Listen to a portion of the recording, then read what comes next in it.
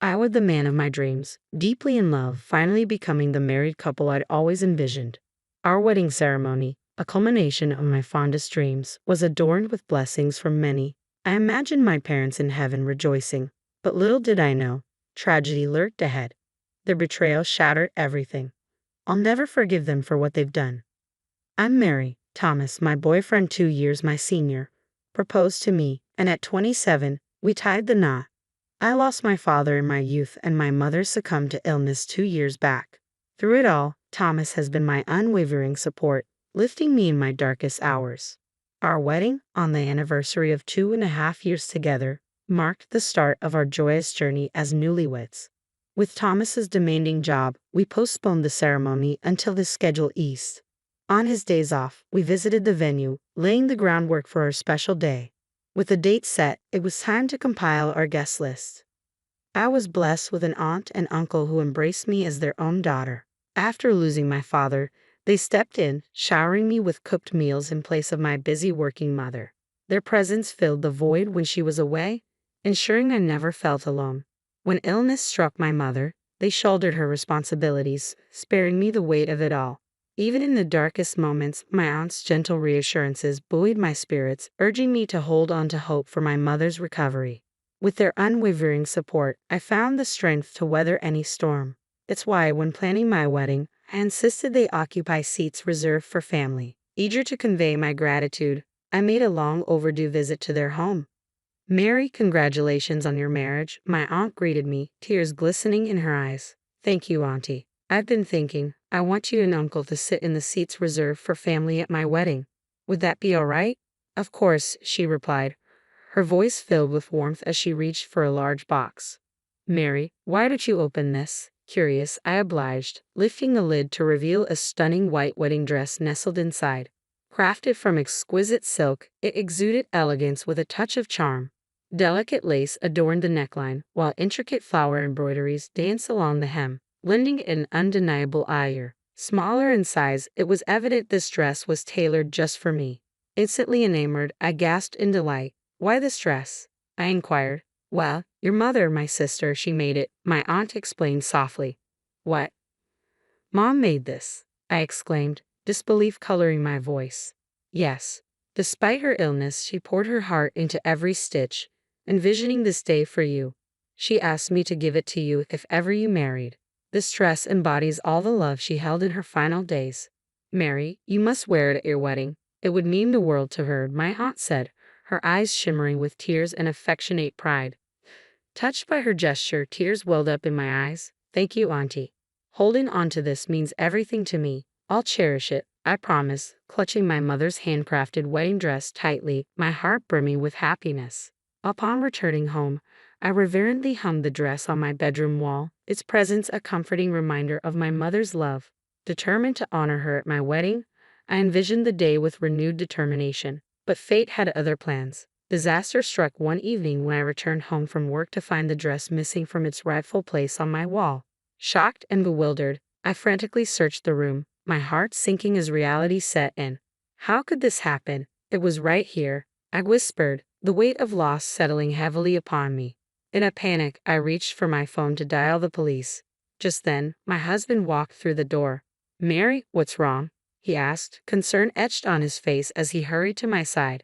"My dress, it's gone. I had it right here," I sobbed, gesturing to the empty space on the wall. "I think someone took it." My distress seemed to startle my husband, and his response caught me off guard. "Oh, is that all?" he remarked casually, prompting me to question him further. "What do you mean, Thomas? Do you know something?" I asked, my voice trembling with uncertainty. His revelation left me stunned. "Well, yes. My sister mentioned she needed a dress for her upcoming wedding and wanted to borrow yours," he confessed. "What?" I gasped incredulously, realizing he had lent my precious wedding dress without consulting me. It dawned on me then that she'd used the spare key from our mailbox to retrieve it. He handed my dress over to his sister without consulting me. I was beyond disbelief, my anger boiling over as I confronted him. "How could you do this?" I demanded, my voice trembling with fury. His nonchalant response only fueled my frustration. "Our wedding is still months away, so what's the harm?" he reasoned, as if it were inconsequential. And my sister was ecstatic. She's tight on funds and saw it as a saving grace. Saving grace? I never authorized any of this.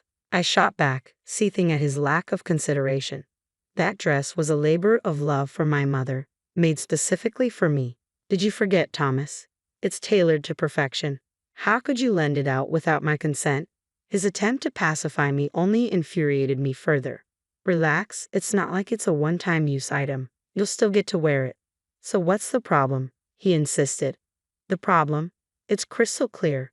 Why should your sister wear my dress before I do? It's just plain wrong, no matter how you spin it. Despite my efforts to convey my frustration, my husband remained obstinate, refusing to apologize or acknowledge his error. His dismissive attitude only fueled my anger further. Mary, you're overreacting. You need to stop acting like a spoiled child, he retorted, his words a stinging rebuke. Spoiled? How can you say that? This dress holds sentimental value. It was made by my mother for me. It's nonsensical for your sister to wear it before me, I countered, exasperated by his callousness. His indifference pushed me to my breaking point. I'm going to your parents' house tomorrow to retrieve the dress, I declared firmly. Tomorrow? But that's when my sister's fiancé and his parents are visiting, he interjected. Your parents' house, and you think I should just sit back and let them decide? I snapped, incredulous. Let me be clear. Regardless of anyone's opinion, I refuse to allow your sister to wear that dress. The following day, I took a break from work to confront my sister-in-law. Upon reaching my in-laws' home, the lively chatter from within greeted me as I approached the open front door. Stealthily entering, I overheard unfamiliar voices engaged in conversation. You made this dress yourself? That's incredible, Cynthia. A man's voice praised, referring to my sister-in-law. Cynthia, basking in the admiration, modestly deflected the compliment. Oh, it was nothing, she downplayed, proudly showcasing my mother's meticulously crafted wedding dress to her fiancé and his parents. A surge of emotions welled up within me as I listened, my heart heavy with indignation. Claim of creating her dream dress struck a nerve. That dress was a symbol of my mother's love, crafted expressly for me. Without realizing it, I found myself drawn towards them, propelled by a mix of anger and hurt. Storming through the entrance, I snatched the wedding dress from my sister-in-law's grasp and declared, "This belongs to me," in front of the astonished onlookers. All eyes turned towards me, except for my sister-in-law, who paled at my assertiveness. Cynthia, is this true? Her fiancé questioned, prompting her to offer a feeble defense. No, it's not what you think. I really did make it myself. Realizing the futile nature of the conversation, I turned my attention back to Cynthia. Why don't you try it on then? My mother tailored it to fit me perfectly. It won't suit you. It was evident that the dress, designed for my petite stature, wouldn't flatter her taller, more athletic frame. What's going on? My husband's voice cut through the tension, finally making an appearance. My sister must have called him, he fumed, his face flushed with anger. Mary, what on earth are you doing? Are you trying to sabotage my sister's wedding? Sabotage. If anything, it's my wedding that's in jeopardy, I shot back at my husband, bracing myself for another outburst. Just stop. We call off our wedding, so hand over that dress to my sister. What? Called off? I stammered in disbelief. That's correct. We called it off, he asserted firmly.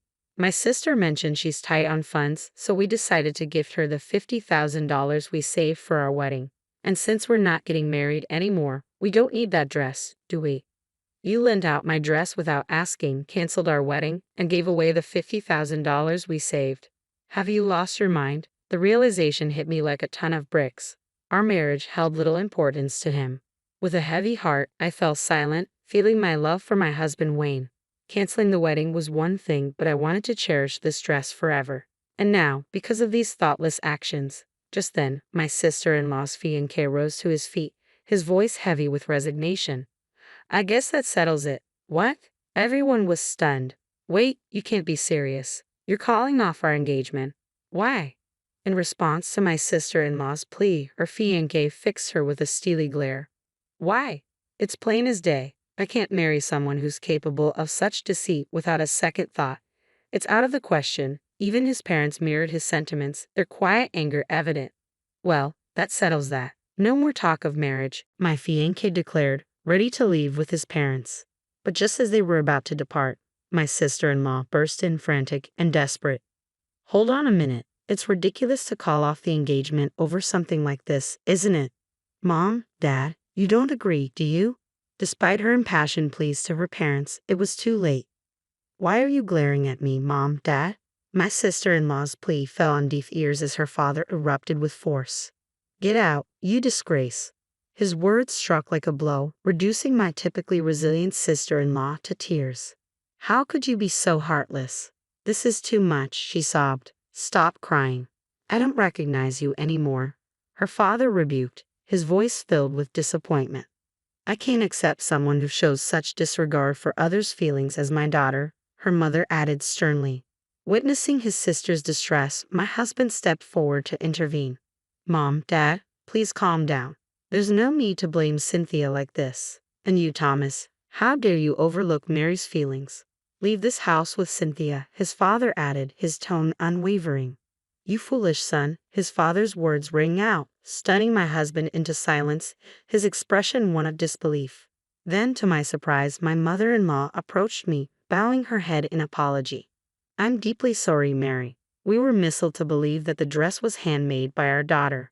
No, it's all right, but I can't continue living with Thomas, I responded, my heart heavy with resolve.